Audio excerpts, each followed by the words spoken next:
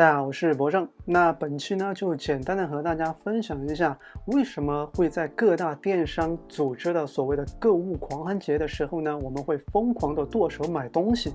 那背后的原因是什么呢？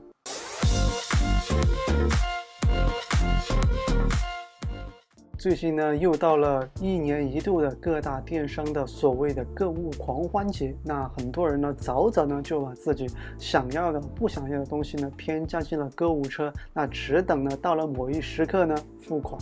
其实呢，我今天想分享的就是很多东西啊，对于我们来说是没有必要的。我们为什么要去买呢？完全是因为冲动消费。那什么是冲动消费呢？冲动消费就是指的在我们计划外的购买行为。简单的说呢，就是买了我们本来不想买的东西。也有很多人说啊，然后我消费是非常理性的，不存在什么冲动消费，什么该买什么不该买，我都是经过深思熟虑的，而且呢经过精心计算啊，什么的抵扣券啊、红包啊等等。那我的消费呢是非常理性的，不存在冲动消费这一说。其实呢，今天我想说的就是，正是因为这些外界刺激，那我们买了一些我们原本不想买的东西。那下面呢，我举几个例子啊，比如说有的人啊，听说好朋友说呢，这个破壁机还不错啊，可以做非常营养的早餐和家人吃。那后来呢，买回来以后呢，可能做几次就不用了。那最开始它的心路历程其实应该是这样的，那最开始做了几次呢，有新鲜感啊，后来呢，确实是人有惰性嘛，啊，起来晚了啊，就不想弄了。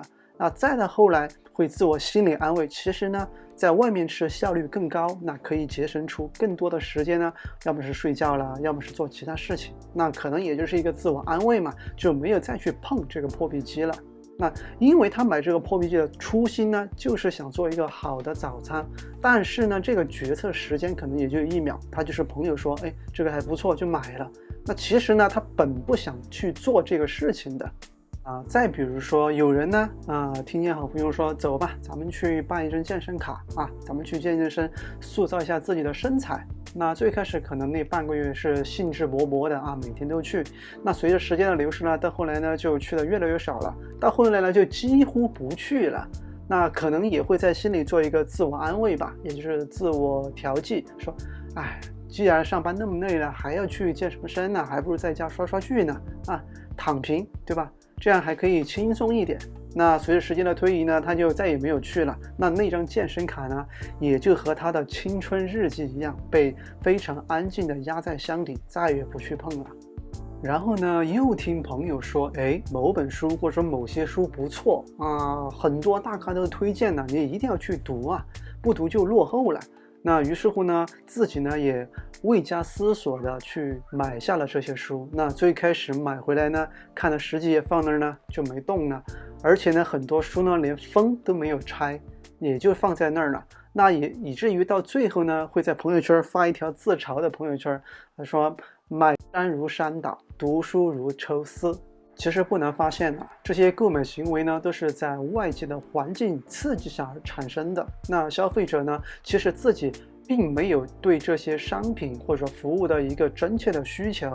那换个说法，就是消费者呢本身呢对这些商品和服务对自己的价值有多少是不清楚的。那反正就是图一时快感，把它买了就 OK 了。那这个作用机制呢，就叫做冲动消费。那除了这个冲动消费以外呢，还有2个影响了大家要剁手的这个核心的原因呢，就是这个空鸟笼效应和损失厌恶。那先说说这个空鸟笼效应吧。那什么是空鸟笼效应呢？简单说就是一个人呐，他走在大街上呢，捡到一个空的鸟笼，他把捡回家去放着呢。但回家一看呢，左看右看都不对，就觉得哪儿不对。那哪儿不对呢？因为它是空的鸟笼啊，它没有把这个鸟笼的价值发挥出来。那怎么才能发挥这个鸟笼的价值呢？要让这个笼子里有鸟，那就对了。那所以呢，这个人呢又去买了一只鸟来放在这个空的鸟笼里面，然后呢，他就每天欣赏这个鸟啊，在笼子里面叫欢快的叫，看着挺舒心的。然后呢，就暗自庆幸，你看，哎，我多有想法！你看，我把这个鸟笼利用起来了，没有让它丧失它的价值。那这就是空鸟笼效应，这就是空鸟笼效应嘛。意思就是你原本呢根本不会买一只鸟的，是因为你有了或者说捡到了一个空的鸟笼，你才会想到去买一只鸟。其实你本来是根本不会想要去买一只鸟的。那这就是空鸟笼效应。我们把这个空鸟笼效应呢移到这个电商平台购物节上面的这些红包啊、抵扣券上面呢，就比较好理解了。那这些红包或者抵扣券其实就是空鸟笼。那比如说啊，这个商家或者是电商平台，给我们发了一个500块的抵用券，但是呢要满额1000块钱才能用。那这个500块的这个红包或者抵扣券呢，它就是一个空鸟笼。比如说他发了一个什么鞋啊、包啊这种的抵扣券，那我们本来开始根本压根就不知道有这个品牌，或是自己也不需要这样的产品。那但是呢，500块啊，对吧？我自己只需要再添这500块呢，就可以拿下原本1000块钱的东西呢。那自己想想还是挺值的，对吧？那就把它买下来了。其实呢，自己根本就用不着这些东西，买回来一看，哦，也不是特别喜欢，但就是觉得自己不能亏呀，500块呀，对吧？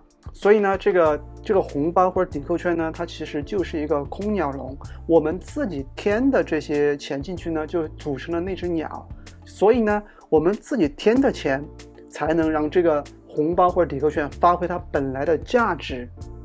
大家明白了吗？所以呢，这个空鸟笼效应呢，就在这儿发挥了很大的作用。其实呢，我们根本就用不着那些东西，但是有了这些抵扣券、红包以后呢，让我们去看这些产品，让我们自己觉得我们需要这个产品，其实我们是不需要的。那说了这个空鸟笼效应以后啊，我们紧接着说这个损失厌恶。那什么是损失厌恶呢？说的是人呐，失去100块钱的痛苦其实是大于自己得到100块钱的愉悦感的。那就拿刚才这个非常商家或者平台给的这个红包啊、抵扣券来说吧，比如说给了500块的这个抵扣券或者红包，对吧？但是呢，它在某一时刻会失效。那在失效之前呢，这红包是有效的。那在某一时刻之后呢，这500块就没了。那对于消费者来说，这是500块啊。如果不在这之前把它用掉的话，就相当于自己损失了500块。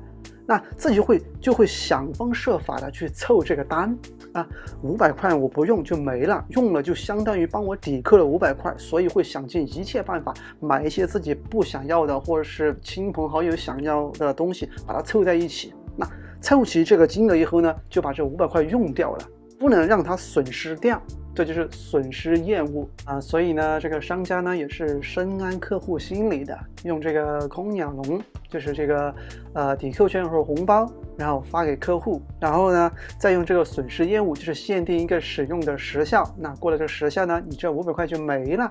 那这2招一用呢，绝大部分的这个消费者呢都会失去理智的，都会想，这个不用白不用，对吧？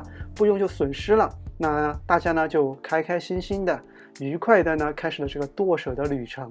如何克服这些冲动消费呢？其实呢，在我们买这些产品或服务之前呢，可以问自己几个问题。那第一个就是，我真的需要这个产品吗？那买回来以后呢，使用频率高不高？它可不可以解决我的一些实际问题？